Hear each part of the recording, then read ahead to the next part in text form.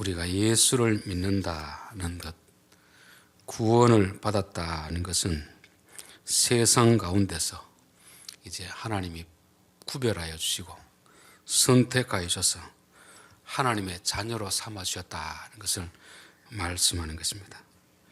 하나님의 자녀가 되었다는 것은 무엇을 의미할까? 첫째는 주인이 바뀌었다는 것입니다. 그전에는 내가 내 인생의 주인으로 그렇게 살았던 사람이 이제는 하나님이 우리의 주인이다 하고 고백하는 것이고, 주인이 바뀌면 당연히 가치관이 바뀌는 것입니다. 하나님이 가치 있게 이기는 것과 세상 사람들이 가치 있게 이기는 것은 다르기 때문에 주인을 바꾸면 가치관이 다르게 되었습니다. 여러분, 회사에서도 사장님이 바뀌면 회사 직원들 근무하는 태도가 완전히 달라집니다. 그 사장이 어떤 걸 추구하느냐, 어떤 것을 중요하게 여기느냐 따라서 직원들이 근무하는 태도가 달라지는 것이죠.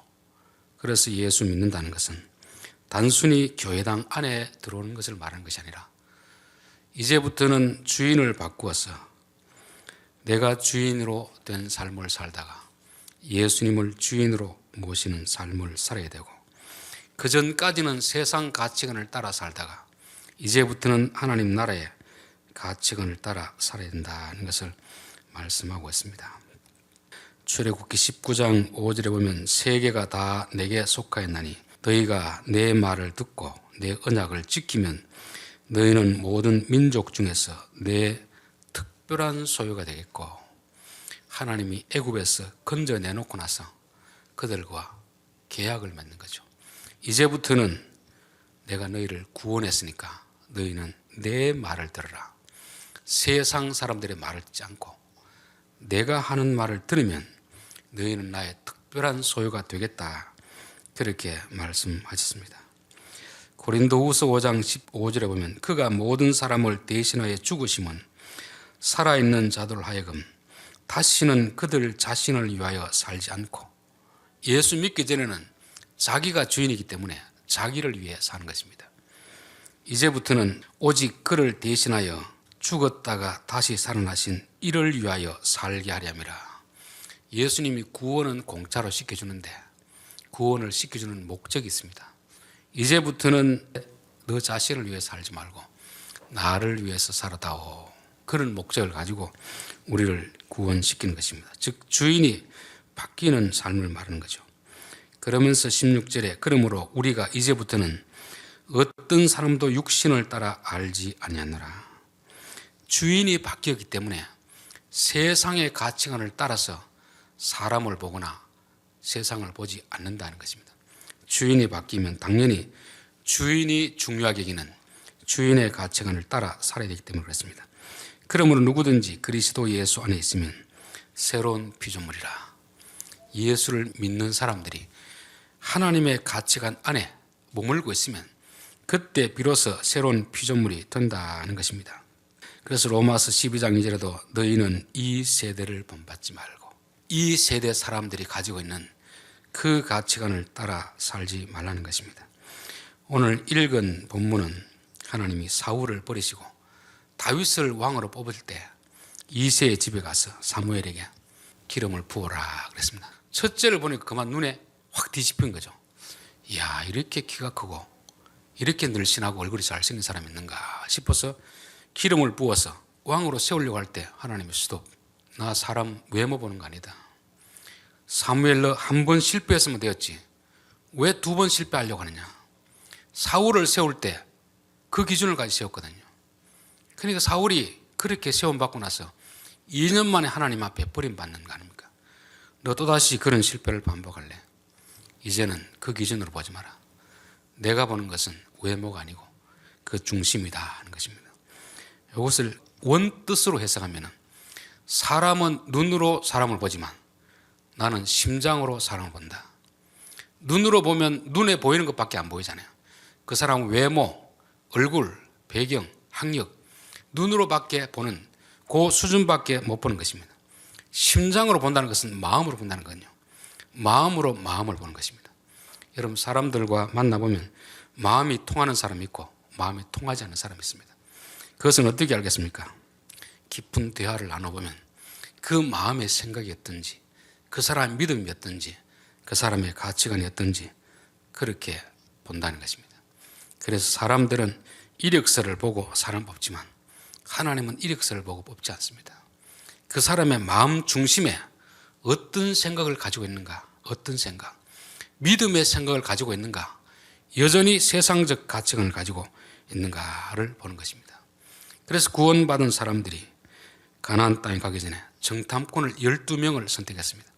그것도 사실 하나님 원한 건 아닌데 백성들이 워낙 욕을 하니까 모세가 마지 못해서 12명을 보낸 것입니다. 12지파의 대표자를 보내는 거죠. 근데 10명은 와서 뭐라고 하냐? 눈으로 본 것만 말하고 있습니다. 눈으로 본 사실만 말하는 거죠.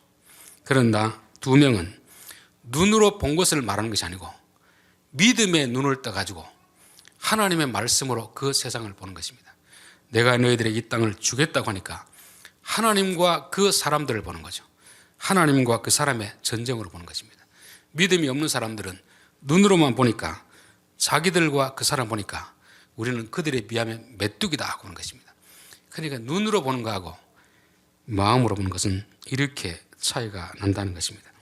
저는 우리 예수 믿는 사람들은 사람을 볼 때도 그렇고 세상을 볼 때도 항상 눈으로만 보면 속습니다. 눈으로 보면 안 되고 마음으로 봐야 되는 거죠. 그 사람과 깊이 있는 대화를 하고 났어야 이 사람이 이런 사람이구나. 겉으로 볼 때는 정말 멋있는 사람인데 이야기를 나눠보면 그 안에 완전히 속물근성인 사람이 있습니다.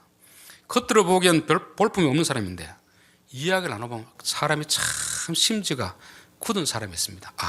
그래. 하나님이 보는 기준이 바로 그 사람의 마음 중심이구나. 하나님은 겉 모양, 집안 배경, 출신 학교, 무슨 학위가 있느냐, 세상의 지위가 뭐냐, 이걸 보지 않습니다. 그 사람 중심에 있는 인격과 믿음을 본다는 것입니다. 그래서 베드로전서 3장 3절에 보면 너희 단장은 머리를 꾸미고 금을 차고 아름다운 옷을 입은 외모로 하지 말고 오직 마음에 숨은 사람을 온유하고 안정한 심령이로 썩지 않을 것으로 하라. 이는 하나님 앞에 값진 것이니라. 하나님이 보시는 기준이 그 사람의 마음 중심이기 때문에 그렇습니다. 온유한 마음을 가지라. 안정한 심령이라는 것은 흔들리지 않는, 조금도 흔들리지 않는. 여러분 여성도들은 언제 흔들립니까? 남편보다 더 멋진 남자를 보면 흔들리잖아요. 이번에 사랑의 교회 가서 보니까 이거 오신 사모님들이 많이 흔들리겠는데 그런 생각이 들었습니다. 그 오정현 목사님이 키도 크고 얼굴도 보면 아주 잘생겼어요. 무엇보다 찬양을 정말 은혜롭게 하더라고요. 그리고 또 저녁에 사회자라고 하는 분이 장로님이라고 하는데 그분이 아침마당 진행하는 분 아닙니까? 여자분들이 TV나 보다가 현장에서 보니까 제가 슬쩍 보니까 여자분들이 많이 흔들리는 것 같더라고요. 자기 남편하고 그 어나운서 한 봤다가 자기 남편하고 그 목사님 봤다가 너무 차이가 나거든요. 이럴 때 흔들리지 말라는 것입니다. 그 사람들하고 비교하지 말고 내 남편만 보고 꿋꿋한 마음으로 우리도 마찬가지 세상의 어떤 것을 보고 또 교회 와서 보면 이게 좀 뭔가 좀 마음이 흔들릴 수 있거든요. 그럴 때 흔들리지 말고 주님만 붙들고 가라 하는 것입니다. 그리고 그 마음은 자기를 낮추고 남편을 높이는 마음, 이게 바로 온유한 심령이라 하는 것입니다. 하나님은 이거를 본다는 거죠. 모세는 40이 되어서 애굽의 학문, 언어, 체력을 다 완비했습니다. 그리고 이제 내가 이스라엘 백성을 구원하겠다 나섰는데 하나님도 불합격하는 것입니다. 왜냐하면 하나님은 외모를 보는 게 아니거든요. 외적인 조건을 보는 게 아니거든요. 그렇다고 그것이 쓸모없다는 게 아닙니다. 그것을 갖추고 그 위에 더 중요한 마음을 갖춰야 됩니다. 그래서 그걸 갖추기 위해서 40년 광야길을 살게 하는 것입니다. 그래서 민수기 12장에 보면 이 사람 모세는 그 온유함이 모든 사람보다 월등히 뛰어나더라고요. 월등히. 하나님이 모세를 쓰신 것은 그가 가진 체력이라든지 학문이라든지 어느 실력을 보고 쓴 게 아닙니다. 그 중심에 있는 온유한 심령, 겸손한 마음을 가지고 그를 쓰시는 거죠. 하나님이 보시는 기준이 이렇다면 우리도 지금 무엇을 가꾸는 데 신경을 써야 되겠습니까? 외모를 단장하는 것보다 더욱더 우리 마음을 온유한 심령으로 가꿔야 하나님이 그 중심을 보고 사람을 쓰기 때문에 그렇다는 것입니다. 두 번째는 사무엘상 15장 22절. 사무엘 이르되 여호와께서 번제와 다른 제사를 그의 목소리를 청종하는 것을 좋아하심 같이 좋아하시겠나이까. 순종이 제사보다 낫고 듣는 것이 수양의 기름보다 나으니. 하나님이 더 귀히 여기는 것은 우리가 하나님 앞에 뭘 드리는 것보다 그분의 말씀을 듣는 것을 하나님은 더 귀히 여기는 것입니다. 일반 교회에서는 어떻게 가르칩니까? 우리가 하나님 앞에 많이 드려야 됩니다. 충성해야 됩니다. 헌신해야 됩니다. 그게 나쁘다는 말이 아닙니다. 그것보다 더 중요한 것이다. 그것보다 더 중요한 것이. 그게 뭐냐면 하나님 앞에 하나님이 주시는 말씀을 듣는 것이 우선이고 이게 더 가치 있다는 것입니다. 이것을 단편적으로 보여주는 사건이 바로 마리아와 마르다의 사건입니다. 두 자매는 다 예수님을 사랑하는 사람이었습니다. 예수님이 두 자매를 다 사랑하는 사람이었습니다. 그래서 그 마을에 하면 꼭 그 집에 들려서 묵하거나 식사를 하고 갔습니다. 그런데 마르다는 예수님이 오면 좀 뭔가 대접하고 싶어서 자기가 잘하는 요리 실력 가지고 반찬도 몇 가지 다 하고 싶고 잘 준비해서 예수님을 대접하고 싶었습니다. 그런데 마리아는 내가 예수님을 대접하는 것은 그분의 말씀을 듣는 것이다. 그분의 말씀. 그래서 마리아는 자기가 생각할 때 이게 예수님이 좋아하는 것이다 생각하고 말씀을 들었습니다. 그런데 마르다는 그래도 예수님이 왔으면, 손님이 왔으면 맛있는 음식을 대접해야지. 이게 잘못되었다는 거 아닙니다. 잘하는 것인데 지혜가 부족한 거죠. 여러분, 우리가 누구를 대접하려고 하면 상대방이 뭘 좋아하는지 알고 대접해야지. 단지 내 기준에서 이걸 해주면 좋을 것이다. 상대방이 그걸 좋아하면 괜찮은데 상대방은 그걸 좋아하지 않습니다. 그러면 나는 잘 준비해 놓고 오히려 좋은 소리 못 듣는 거죠. 대접하려는 마음은 좋은데 그보다 더 중요한 것은 지혜가 있어야 된다. 지혜. 그 상대방이 뭐를 좋아하는가 그걸 알아야 되는 것입니다. 그래서 예수님은 오히려 마리아를 칭찬했습니다. 왜냐하면 마리아가 잘 준비해서 드리는 그 음식보다 예수님 발 아래 앉아서 말씀을 듣는 그것을 예수님은 더 가치 있다고 여기기 때문에 마리아를 더 귀하게 여겼던 것입니다. 그래서 우리는 하나님 앞에 드리고 헌신하고 충성하는 것, 이게 나쁘다는 게 아닙니다. 그것보다 더 중요한 것이다. 그것보다. 그게 뭡니까? 하나님 앞에서 말씀을 듣는 것이다 하는 것입니다. 그래서 항상 우리가 하나님을 섬길 때는 내 기준으로 하나님을 섬기는 게 아니고 하나님이 무엇을 기뻐하실까? 하나님이 무엇을 좋아하실까? 무엇을 온전하다고 여기는가? 그래서 로마서 12장에 보면은 하나님의 선하시고 기뻐하시고 온전하신 뜻이 무엇인지 분별하도록 하라는 것입니다. 이것은 하나님께만 그런 것이 아니고 사람에게도 마찬가지입니다. 내가 누구를 존경해서 감사해서 선물을 드리려고 하면 상대방이 뭘 좋아하는 걸 알고 드려야지. 내 딴은 이거 좀 좋아하겠지 했는데 막상 그 사람은 별로 안 좋아한다면 그 선물은 어디 방 구석에 그냥 방치된 거죠. 우리가 하나님을 섬길 때도 하나님이 진짜 원하신 게 뭘까? 진짜 기뻐하는 게 뭘까? 그걸 알고 하면 우리가 하는 노력이 헛된 수고가 되지 않지만 그렇지 않으면 우리는 열심히 일하고도 칭찬을 못 듣는 것입니다. 이게 마르다와 마리아 이야기 아닙니까? 그런데 요한복음 12장에 보면 6월절 엿새 전에 예수께서 베다니에 이르니 이곳은 예수께서 죽은 자 가운데서 살리신 나사로가 있는 곳이라. 즉 마리아와 마르다의 집이 있는 곳이죠. 거기서 예수를 위하여 잔치할세 마르다는 일을 하고 나사로는 예수와 함께 앉은 자 중에 있더라. 마리아는 지극히 비싼 향유 곧 순전한 나드 한 근을 가져다가 예수의 발에 붓고 자기 머리털로 그의 발을 씻으니 향유 냄새가 집에 가득하더라. 마리아는 예수님 말씀을 귀담아 들었습니다. 근데 그분이 뭘 좋아한다는 걸 아는 거죠. 근데 참 안타깝게도 제자들은 들었는데 별로 관심이 없습니다. 마태복음 16장에 보면은 예수님이 나 이제 얼마 있다가 종교 지도자들에 의해서 고난을 당하고 십자가 지고 죽게 된다 그렇게 했습니다. 그런데 제자들은 특별히 베드로를 뭐라고 했습니까? 주여 그런 일이 결코 있을 수 없습니다. 내가 그냥 안 되겠습니다. 항변하며 이래 돼. 항변하며. 마치 어른이 아이를 나무라듯이 그렇게 했습니다. 그때 예수님이 사탄아 물러가라. 너 왜 사람의 일을 생각하고 하나님의 일을 생각하지 않느냐? 그랬던 것입니다. 그 말을 마리아는 듣고 있습니다.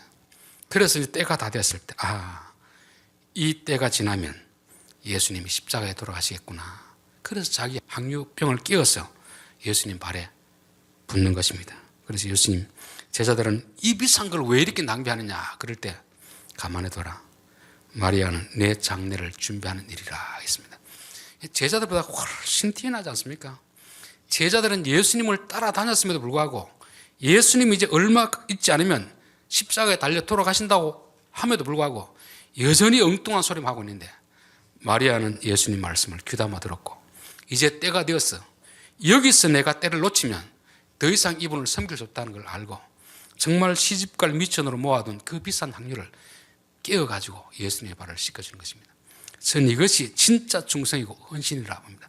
내가 하고 싶은 일을 하는 것이 아니고 그분이 정말 원하는 것이 뭔가, 그분이 뭔가, 그분이 원하는 때 그분이 원하는 걸 하는 이 마리아의 헌신이 진짜 하나님이 기뻐하는 헌신이라는 것입니다. 그래서 우리가 열심을 내고 주를 섬기는 것도 중요하지만 더 중요한 것은 예수님이 무엇을 기뻐하실까, 지금 때 내가 뭘 해야 될 것인가, 이걸 깨닫고 하는 이 충성이 마리아의 충성이고 이것을 하나님이 기뻐하신다는 것입니다. 세 번째는 호세아 6장 6절에 나는 인애를 원하고 제사를 원하지 아니하며 번제보다 하나님 아는 것을 원하노라. 제사는 오늘날로 말하면 예배 행위죠. 종교 행위입니다. 우리는 예배를 얼마나 강조합니까? 교회 안에서 예배가 마치 신앙생활의 전부인 것처럼 말하고 있습니다. 예배는 중요하지만 그보다 더 중요한 게 있는데 그게 뭐냐면 인애라는 거예요. 인애. 인애는 어떤 여자 이름이 아니고 헤세드, 하나님의 자비하심, 하나님의 약자를 사랑하는 그 마음, 그것을 바로 인애라는 것입니다. 바리새인들은 참 열심히 종교생활을 했습니다.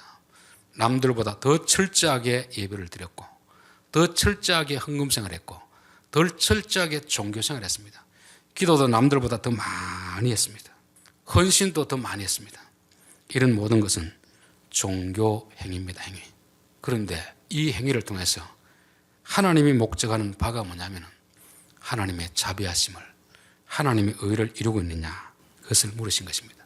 즉 우리가 하는 모든 종교 행위는 나무로 말하면 잎사귀입니다.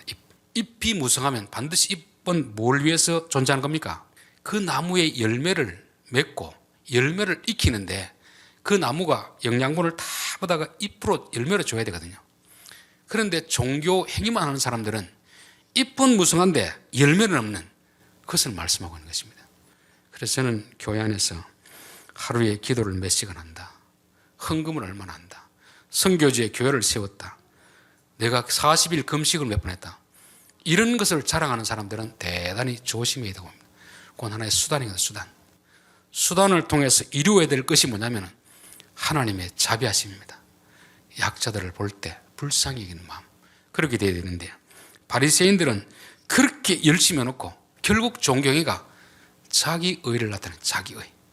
내가 다른 교인들보다, 다른 목사들보다, 다른 장로들보다 훨씬 더 기도를 많이 하는데, 은사를 행하는데 결국 자기를 높이는 행위가 되니까 내가 나를 높이면 누구를 무시하게 되겠습니까? 다른 사람을 무시하게 되어 있거든요.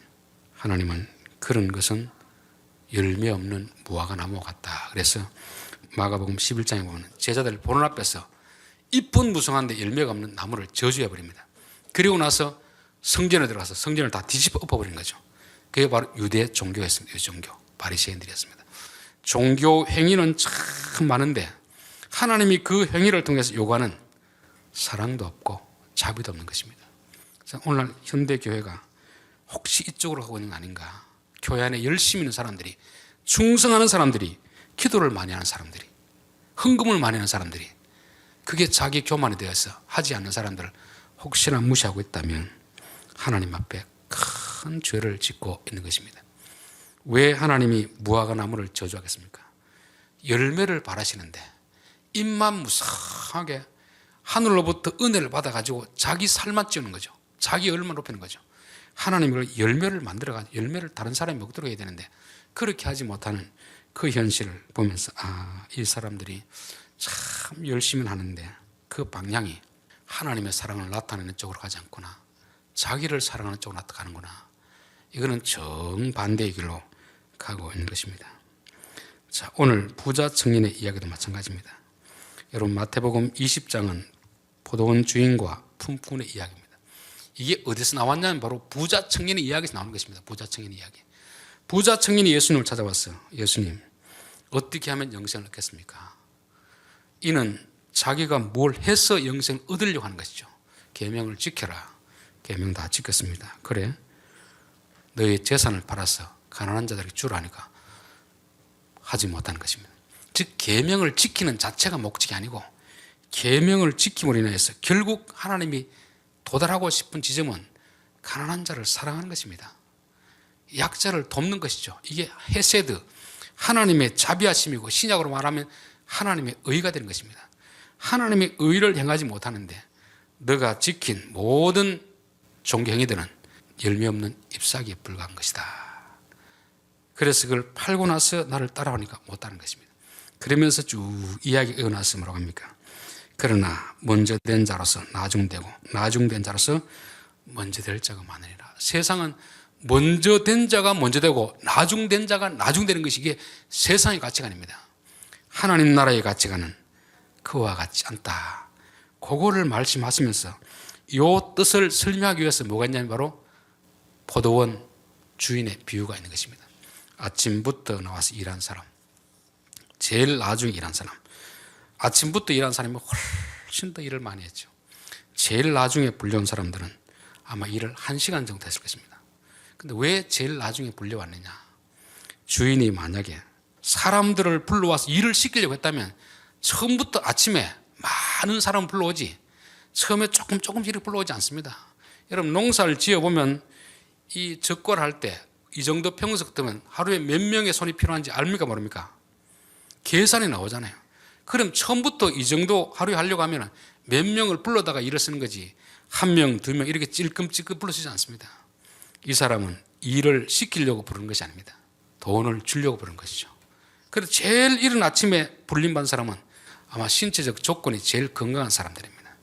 제일 나중까지 부름받지 못한 사람은 누구도 쓰지 않는 것입니다. 아마 체력이 약하고 병자처럼 아주 약하니까 자기가 오늘 하루를 벌어서 집에 들어가야 가족들을 먹여 살리는데 기다려도 아무도 그 사람을 불러가지 않는 것입니다. 그래서 그 사람을 불러다가 일을 시키는 거죠. 그리고 한 달란트를 주는 것입니다. 그것을 본 먼저 온 자가 입이 이만큼 나왔습니다. 왜 사람을 차별합니까? 왜 한 시간 한 사람을 한 달란트 주고 나는 한 달란트밖에 안 줍니까? 주인이 계약을 어긴 게 아닙니다. 원래 한 달란트 주는 게 계약이었어요. 내가 너에게 한 달란트 약속하지 않았느냐? 나중 온 사람이 얼마 준다고 약속하지 않았습니다. 그 사람에게는 너도 비록 일은 적겠지만 가족을 먹여 살려야 되니까 한 달란트 주겠다. 이건 일한 대가로 주는 것이 아니고 불쌍히 여기는 마음이 주는 것입니다. 즉 주인이 자비를 베푼 것이죠. 그런데 먼저 와서 일한 사람은 어떤 생각입니까? 그 주인이 자비를 베푼다는 걸 알지 못하고 왜 사람을 차별합니까? 그런데 나는 차별한 적 없다. 너 계약한 대로 줬으니까 너는 이곳에서 떠나가라는 것입니다.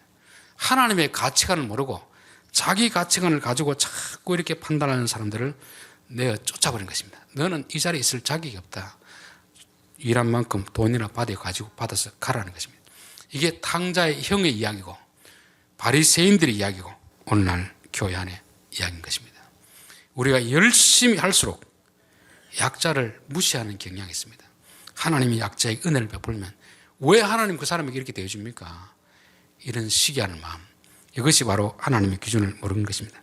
그래서 결론으로 이와 같이 나중된 자로서 먼저 되고 먼저 된 자로서 나중될 자 나중되리라. 하나님 나라의 가치 기준은 다른 것입니다. 일한 만큼 가져가는 게 아니고 일한 만큼 주지만 적게 일한 사람도 하나님이 불쌍히 여겨서 그에게도 동일하게 한 달란트를 주는 것이 바로 포도원이고 이게 하나님 나라인 것입니다. 이게 하나님이 요구하시는 것입니다. 종교적 예배보다 자비를 원하노라. 종교적 드림보다 하나님 아는 것을 원하노라. 즉 하나님이 무엇을 원하는가를 알면 우리가 충성하고 하나님 앞에 착하고 충성된 종아 잘하였다 칭찬을 받지만 하나님이 뭘 중요한지 여긴지 모르고 내 기준을 가지고 세상 기준을 가지고 하면 마태복음 7장의 결과가 나는 것입니다. 주의 이름으로 선지자 노릇했습니다. 귀신을 쫓아냈습니다. 권능을 했습니다. 내게서 떠나가라. 내게서 떠나가라. 너는 어떻게 하나님 나라에 와서 하나님 나라의 가치관을 가지고 살지 않고 세상 나라의 가치관을 가지고 이 나라에 살려고 하느냐. 나라가 바뀌면 법이 바뀌는데 이 법을 따라 살아야지. 여전히 세상 법을 따라 살려고 하면 쫓김을 받는다는 것입니다. 오늘 결론입니다. 우리 성도들은 예수 믿는다는 건 단순히 교회당에 왔다는 것이 아니고 주인을 바꾸는 것입니다. 이제부터는 내가 주인이 아니고 하나님이 주인이니까 나를 위해 살지 않고 하나님을 위해서 사는 것입니다. 하나님 위해 산다는 것은 하나님 나라의 가치 기준을 따라서 사는 것입니다. 세상은 그 사람 외모, 학력, 스펙, 겉으로 보면 보이는 눈으로 보는 것을 보고 사람을 평가하지만 하나님은 심장으로 그 심장을 본다. 마음으로 마음을 본다는 것입니다. 대화를 나눠보면 정말 겉은 멀쩡하고 정말 키도 크고 잘생겼는데 그 안에는 아무것도 없는 돈만 사랑하는 그런 속물형 사람들이 있습니다. 어떤 사람들은 볼품은 없는데 이야기를 나누면 정말 그 사람 마음속에 천사와 같다. 그런 사람이 있습니다. 하나님이 누구를 쓰겠습니까? 저는 우리가 외모도 가꾸게 되지만 그보다 더 중요한 것은 온유한 심령, 겸손한 심령, 그 마음을 우리가 가지도록 늘 노력을 해야 될 줄 믿습니다. 우리가 또 하나님 앞에 드리는 것보다 하나님의 말씀을 듣는 것을 더 귀히 여깁니다. 우리가 하나님에 충성한다는 것은 하나님이 기뻐하는 걸 해야지 내가 기뻐하는 거 해놓고 하나님 충성했습니다. 이건 말이 안 되잖아요. 하나님이 뭘 기뻐하는지 알기 위해서는 그분의 말씀을 귀담아 들어야 됩니다. 그분의 말씀을 들으면 하나님이 이걸 기뻐하시는구나, 이거를 좋아하시는구나 알고 하는 그 마리아의 충성. 제자들은 예수님의 말씀을 들었지만 귀담아 듣지 않았습니다. 마리아는 예수님의 말씀을 귀담아 들었던 거죠. 그래서 자신의 헌신이 필요한 그 순간에 자신의 향유를 깨뜨려서 장례를 준비하는 이 모습. 전 이것이 우리의 충성이 되어야 되지 않겠나, 우리의 헌신이 되어야 되지 않겠나, 그런 생각이 드는 것입니다. 여러분, 종교적 열심은 그 자체가 목적이 아닙니다. 그건 나무의 잎과 같은 것이죠. 그걸 통해서 열매를 맺어야 되는데 사람은 잎을 자라는 것입니다. 내가 하루에 몇 시간 기도합니다. 성경을 몇 독 했습니다. 얼마나 충성했습니다. 선교지에 교회를 몇 개 세웠습니다. 그건 잎에 불과한 것입니다. 그거를 통해서 정말 약한 사람들, 나보다 신앙생활을 잘 하지 못한 사람들, 그들을 무시하지 않고 그들에게 하나님의 사랑을 나타내느냐, 자비를 나타내느냐, 그게 앞에 한 종교적 행위보다 더 귀하다는 것을 말씀하고 있습니다. 마태복음 20장 그 자비가 뭔가를 말해주는 거죠. 그 자비. 열심히 일했는데 늦게 온 사람들이 하나님이 자비를 베푸니까 왜 하나님 그렇게 합니까? 이게 하나님의 자비를 모르는 사람이 하는 거거든요. 내가 열심히 했는데 자기 걸 받았으면 감사한 거 아닙니까? 그런데 다른 사람을 더 주니까 그걸 시기해 가지고 왜 하나님 그렇게 하십니까? 하나님의 기준을 자기 기준으로 바꾸려고 하는 것입니다. 우리는 하나님 나라의 백성으로서 하나님의 기준을 따라 살게 하옵소서. 늘 그렇게 기도하고 그렇게 함으로 인하여서 우리가 이 땅에서 죽도록 충성하고 나서 하나님 앞에 가서 잘했다, 충성된 종아 인정을 받아야지, 나는 모른다, 떠나가라, 이런 소리 들으면 얼마나 억울하겠습니까? 아예 안 했다면 억울하지 않는데 나름대로는 열심을 해놓고 하나님 앞에 쫓김을 받는, 이것이 바로 열심은 있지만 지혜가 부족한 사람이 겪는 억울함인 것입니다. 그래서 저는 우리 성도들이 열심을 내기도 하지만 정말 주님이 우리에게 원하는 것이 무엇일까? 온유한 심령 가지고 겸손한 마음으로 하나님의 뜻을 알고 하나님이 기뻐하는 일을 하는 것이 진짜 하나님 원하시는 사람이다, 이것을 성경을 통해서 우리가 한번 살펴보았습니다. 기도하겠습니다. 하나님 아버지, 우리가 지금까지 참 열심히 주를 위하여 충성을 했습니다. 헌신을 했습니다. 그러나 우리가 드린 헌신이 하나님이 인정하는 헌신인지 하나님의 앞에 거부당한 헌신인지 우리 자신을 다시 한번 돌아볼 수 있게 도와주시옵소서. 헌신하는 자일수록 자기 의를 높이고 교만해지기 쉽고 그렇지 못하는 자들을 무시하기가 쉽습니다. 하나님은 제사보다 자비를 원하신다고 하였사오니 우리의 종교적 행위보다 사람을 사랑하는 저희들 되게 도와 주시옵소서. 특별히 약한 자들, 믿음이 부족한 자들을 긍휼히 여기는 마음을 허락하시고 그들도 함께 믿음이 성장해 갈수록 돕는 자들 되게 도와 주옵소서. 예수님의 이름으로 기도하옵나이다. 아멘.